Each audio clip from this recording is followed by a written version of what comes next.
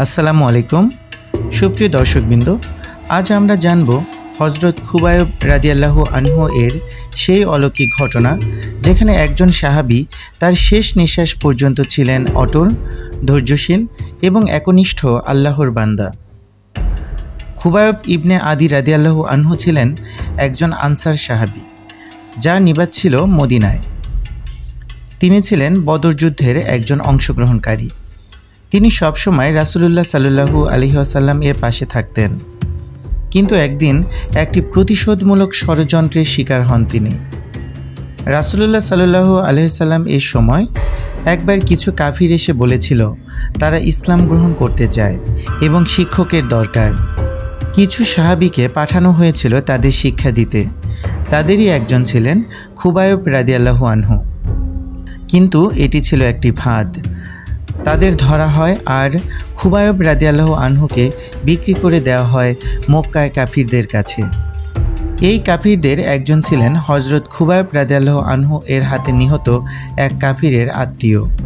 তারা প্রতিশোধ নিতে চায়। মক্কায় তাকে বন্দি রাখা হয়, তাকে বেঁধে রাখা হয়, খাবার পানি কম দেওয়া হতো, কিন্তু খুবাইব রাদিয়াল্লাহু আনহু সব সহ্য করতেন।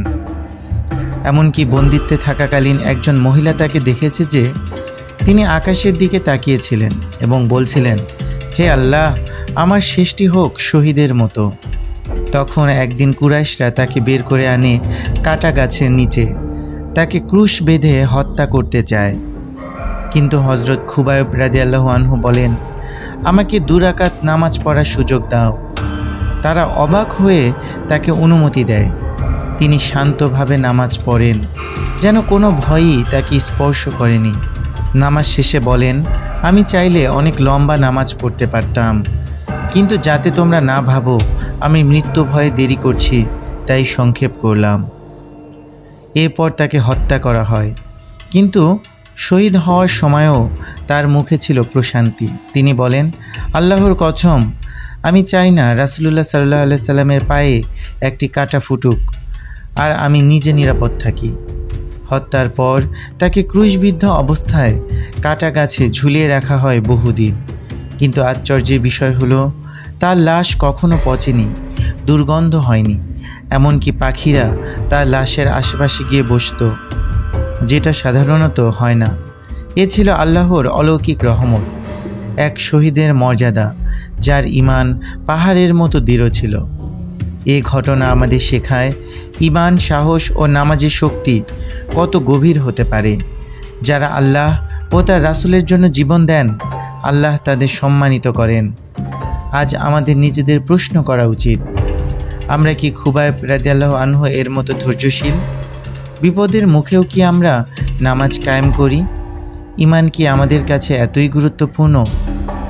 হযরত খুবাইব রাদিয়াল্লাহু আনহু এর মতো সাহাবীদের জীবন থেকে শিক্ষা নিয়ে আমাদের ঈমান ও আমল ঠিক করতে হবে।